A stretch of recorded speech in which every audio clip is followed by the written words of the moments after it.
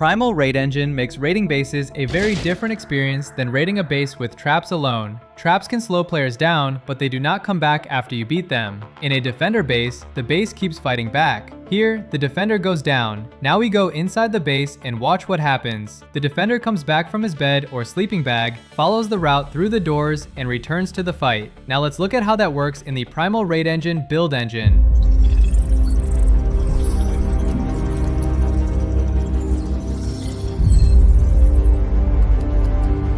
One feature in the Primal Raid Engine is creating bases for other players to raid. To explain how this can be done, we made a very simple open base. This is not meant to look beautiful, it is just a blueprint, so you can clearly see the doors, the spawn point, the defender spot, the loot, and the TC. The first thing we do is give the base a name. Then we choose the base type. There are different types of raid bases. A defender base is a base where NPC defenders can keep coming back. If they die, they respawn and continue defending the base. The defenders keep respawning until their bed or sleeping bag is destroyed. So, the deeper the spawn point is hidden inside the base, the harder it becomes for raiders to get rid of those defenders for good. This gives builders a lot of room to be creative. We expect many builders will find clever ways to make defenders difficult, annoying, and dangerous without every base feeling the same. A trap base is closer to an original raid base idea. It is mainly protected by traps. You can still add defenders, but in this type of base, they do not keep respawning. It is also important to know that many existing trap bases can work with Primal Raid Engine. For example, on our server, we use bases from Sir Ape's raids, and with a few exceptions, all work perfectly fine. This is not sponsored. We will put a link in the description. A locked loot base is more like a puzzle. The loot is hidden behind walls and doors. There is no clear straight path. Players have to search, break, and figure out where the loot is hidden.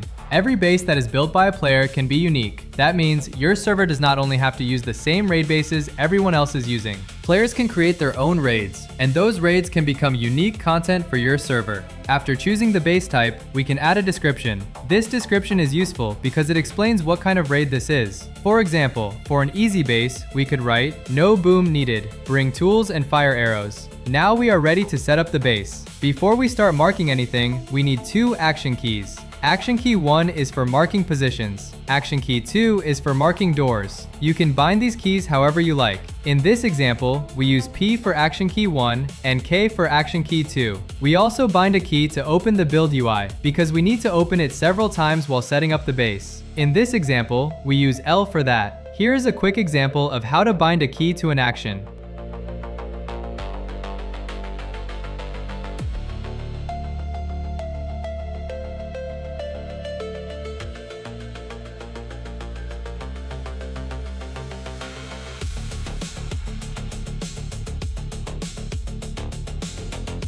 Once the keys are ready, we can start building the raid setup. The first important step is capturing the base. When we capture the base, the plugin saves the base exactly as it is at that moment. So remember, if we change the base after capturing it, those changes are not part of the saved raid base unless we capture it again. Now we choose the defender spot. We open the build UI, select defender, stand where we want the NPC to defend from, and press action key 1. Next, we mark the bed or sleeping bag. This is the spawn point for the NPC. We open the build UI, select bed, look at the bed, and press action key 1.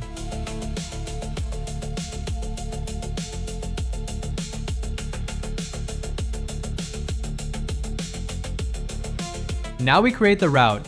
The route tells the NPC how to move from the spawn point to the defender spot. We start near the bed and press action key 1 to mark the first position. Then we walk to the first door. We look directly at the door and press action key 2. This tells the plugin that this door is part of the route. We open the door, walk through it, and press action key 1 again to mark the next position. If there is another door, we do the same thing again. We look at the door, press action key 2, walk through the door, then press action key 1 to mark the next position. When the full route is finished, we go back to the build UI and click Link Route. This links all the points and doors we just marked into one route. This is what route creation would look like in Rust.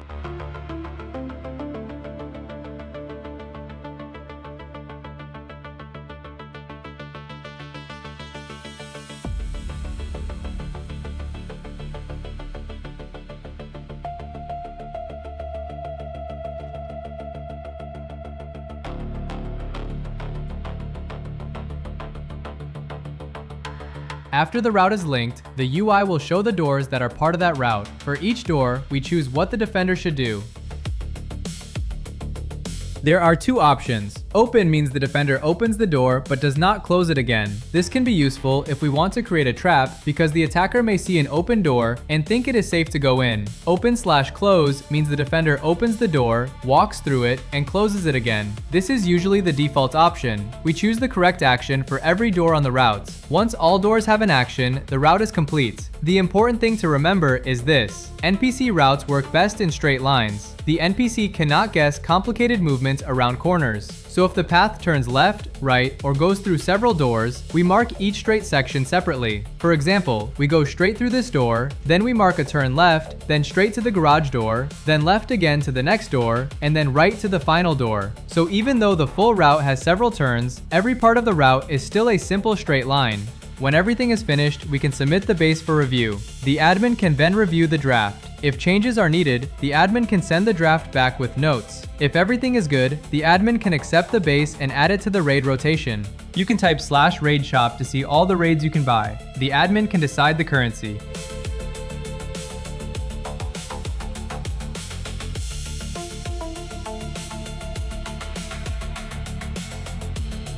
We bought the raid, it has spawned, and when we kill the defender, it keeps coming back until its bed is destroyed.